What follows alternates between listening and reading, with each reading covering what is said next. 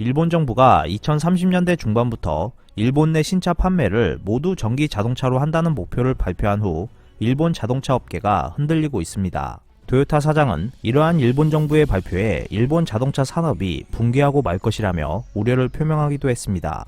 반면 한국은 시대에 발빠르게 대처하며 일본의 혼란스러운 상황을 틈타 일본 시장을 장악하려는 계획을 진행하고 있는 모습입니다. 피커TV에서 자세한 내용 전해드리겠습니다. 12월 들어 갑자기 일본 자동차 업계에 관한 내용이 큰 관심사로 떠오르고 있습니다. 일본 언론들은 일제히 경제 산업성이 2030년대 중반부터 일본 내에서 신차를 모두 전기차로 판매해야 한다고 발표한 것을 집중 보도했습니다. 이후 일본에서는 연일 휘발유차 전동화라는 말이 펑펑 튀어나오기 시작했습니다. 게다가 12월 17일에는 일본 자동차 공업회 회장을 맡고 있는 토요타 자동차의 토요타 아키오 사장이 전동화는 전기차만을 지칭하는 것이 아니다. 전동화는 전기차, 연료 전지차, 플러그인 하이브리드차, 하이브리드 자동차도 포함되는 것을 제대로 보도해달라며 언론을 향해 불만을 표출하는 등 일본 자동차 업계의 긴박한 모습이 전해져 왔습니다.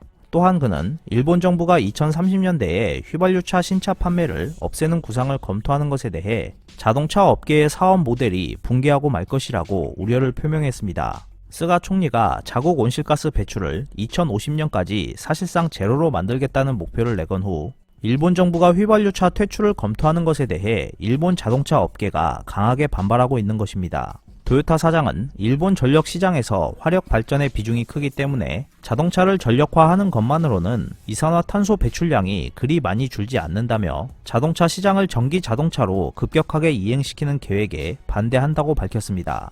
그는 원전 비중이 높고 일본보다 화력 발전 의존도가 낮은 프랑스의 예를 들면서 나라의 에너지 정책 대변혁 없이 온실가스 배출 저감을 달성하기는 어렵다며 이대로라면 일본에서는 차를 만들 수 없게 된다고 강조했습니다.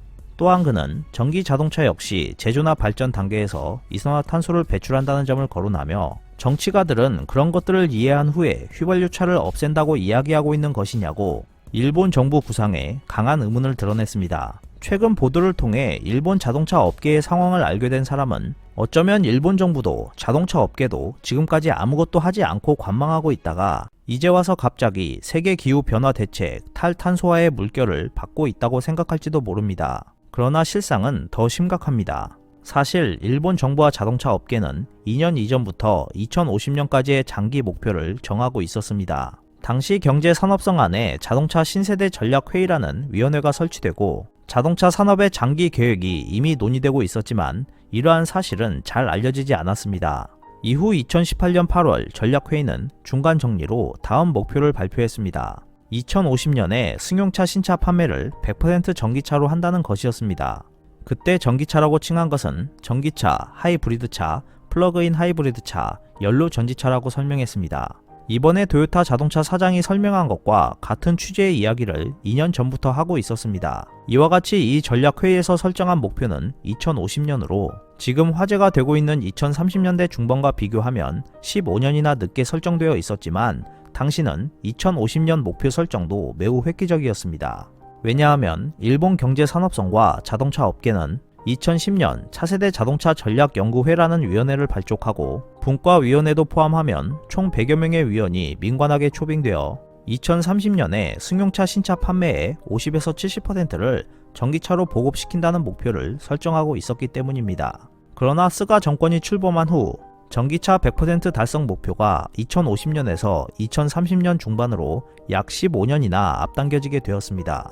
게다가 새 목표를 달성하려면 2010년에 정했던 2030년 50에서 70%조차도 불충분한 상황이어서 10년간 일본 경제 산업성과 업계가 견지해온 목표마저 뒤집히게 됐고 일본 자동차 업계도 발등에 불이 떨어진 상태에 놓이게 됐습니다. 영국 정부와 프랑스 정부는 2017년 시점에 2040년까지 가솔린과 디젤을 연료로 하는 신차 판매를 금지한다고 발표했습니다. 이때부터 이미 2050년까지 탄소 중립을 실현하기 위해서는 가솔린과 디젤을 연료로 하는 자동차의 주행은 어려워진다는 것이 세계적으로 인정되기 시작했고 한국과 해외 자동차 회사들은 큰 폭으로 전기차와 수소 등을 이용하는 친환경 연료 전지차를 강화하는 방향으로 재빨리 방향을 바꾸기 시작하고 있었습니다. 반면 일본은 지금까지도 하이브리드 자동차만 보급되고 있습니다. 전기차와 플러그인 하이브리드 차는 당초 계획에서 15% 이상 보급되었어야 했지만 1%에 그쳤고, 연료 전지차도 1% 목표를 잡았지만 0.01%까지밖에 오르지 못했습니다.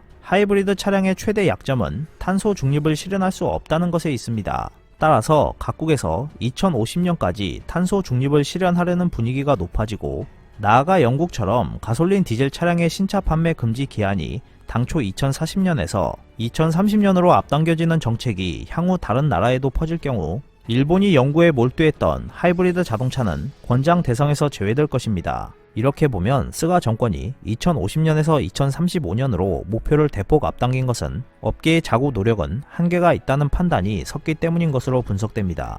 실제로 12월 들어 중국 최대 전기차 회사 BYD는 EV 노선 버스를 2021년 1월부터 일본 시장에 투입한다고 발표했습니다.